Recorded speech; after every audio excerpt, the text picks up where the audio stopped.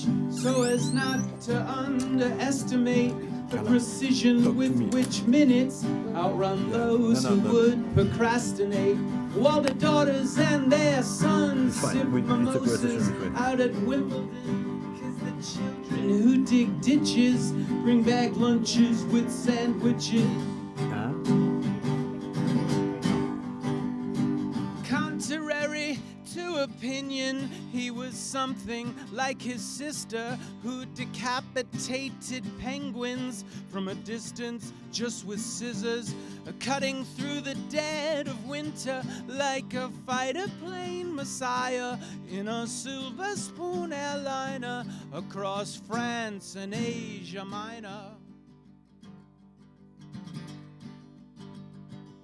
The pontificating orphan preached to throngs in Central Africa, with his mother taking notes for his dad, the Deus ex machina, who is caring for the kid with big ideas and no direction home. As annoying as he is, he's still our kid. He's still our kid.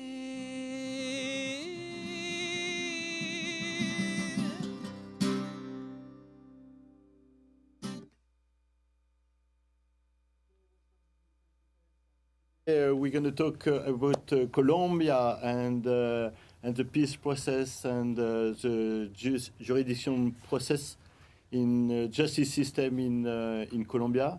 And I'm with Karla. How are you doing? I'm okay. Yeah. How are you doing? Good. So you organized a big conference not too long ago in Boston, no? Oh, I was helping. Yeah. I was helping. I help a lot about... Very short. Tell us a little bit more what happened there.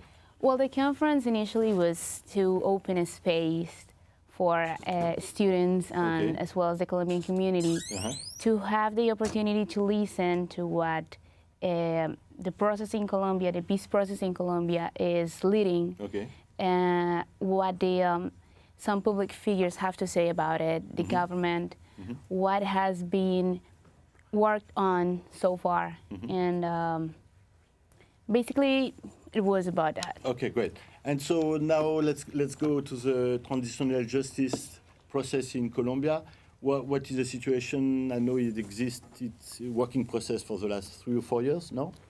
Yes. The transitional justice process in Colombia, it's a little bit wide of a topic, okay? First of all, I think most people in Colombia misunderstand the concept of transitional justice, right? So most people think like it's another type of justice that will be applying after we reach something like an agreement, on the table, right? This concept is, as I told you, is wrong. Transitional justice is mainly a set of approaches, tactics, strategies, measurements, processes that a government designs to approach or to overtake the aftermath of a conflict in the space of the transit, the transition. Does it lead to reconciliation? Does it lead to people have explained what happened and then try to find out a little bit what happened to the different situation or to the different group and to the different type of people involved in the conflict? Well, transitional justice has 4 basic elements, right? I think most of us know that there are the truth, which seeks to have like a record of what happened, what led to the conflict, what human rights violations took place during the conflict. And at this point, we have to take into consideration that Colombia had faced almost like a perpetual armed conflict. So most of the people in Colombia don't know, like my entire generation, we don't know what it is to live without the conflict. So we seek, the other element is going to be justice, which looks for like a reinstitutionalization of what justice on the criminal system in Colombia is and how it would apply in any case to the peace process and the insurgents in Colombia. And well, we talk about the truth, the justice.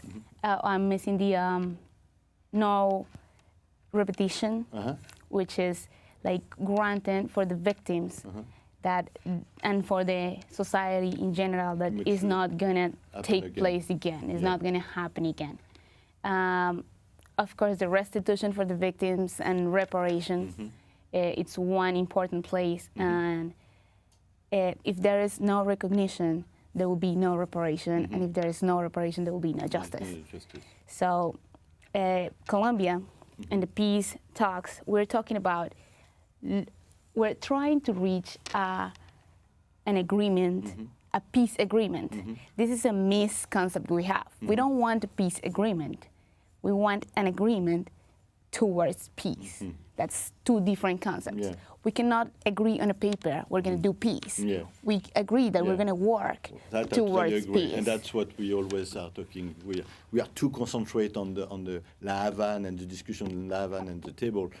And we need to see beyond that point to see where. Exactly, because peace is not going to be written on the paper, and peace is not going to be the absence of the conflict, of the armed conflict. Peace goes way much more beyond that. So. But how does what justice can do to make sure things are not repeating themselves? How do you make sure the situation, the conflict itself, is not happening again? It's not going to happen again. Well, what are the mechanisms who can help to develop that? Well, that's going to be that we call that lasting sustainable peace. Okay. Which means it's not going to happen again, and not only the insurgents are going to be comfortable with the agreement, but the entire society is going to be it's going to reach a civil order. Well, I mean, for us in Europe, the story was to build Europe after World War II, to make sure it doesn't happen again. The project of Europe and the 27 countries now were based on that story. To the world war like this cannot happen again, and that was a proposal. That's what Europe was proposed. So yes. So Colombia is trying to approach these insurgents in two different ways. Okay. I'm not gonna say which one is gonna work, but I can explain both of them. Okay. So one, it's gonna be the wrong in itself and in a whole. Okay. Which means that in an institutional organization, an organization that violates human rights in a huge scale, like FARC, not the heads of the organization are going to face the same consequences as the regular army guys that go and fight. Why? Because when you send into a camp, into an armed camp, someone in order to do something, you have to do what you were sent to do, right? If you don't do it, somebody else is going to do it because the order is coming from up top, right? So if this person doesn't want to do it, you're going to be eliminated. So in some case, you are basically forced to commit that crime, right? So how do you judge or prosecute a person that is being forced to do something on the same level that you're going to prosecute a person that is sending that order, right? And the other one is, how does this person up top knows if this person that is receiving the order is doing what he's supposed to do? Because he can be told, okay, we're going to take over this place, and instead of just taking over, they take over and kill all these people. So what is the responsibility of this person up top of what they did? But what is the responsibility of the person receiving the order? Whatever the order was, with the big chief who ordered the exactly. Okay.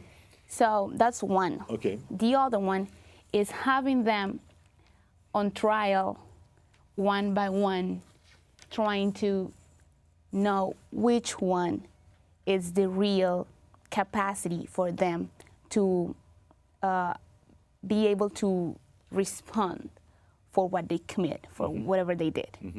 So basically, it's going to take more than 20, 30 years to process 6,000 people one by one in double court.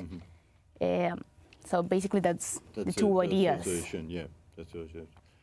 And then anything else about the justice process in Colombia right now, and then what happened in La Havana, and any special information? Of the process in Havana concerning the justice in Colombia. Well, what we know is that whatever happens in Havana is not really going to affect whatever the social justice system is in Colombia or works. Okay. One thing is what they do there, and another thing is what we have to do, because it's not going to do itself. It's not going to happen by itself. Somebody has to push the post-conflict. That's a responsibility of everyone. Exactly. It's not going to happen itself. Somebody has to do something. And then you are planning something in New York. Do you want to talk about it? Not too much?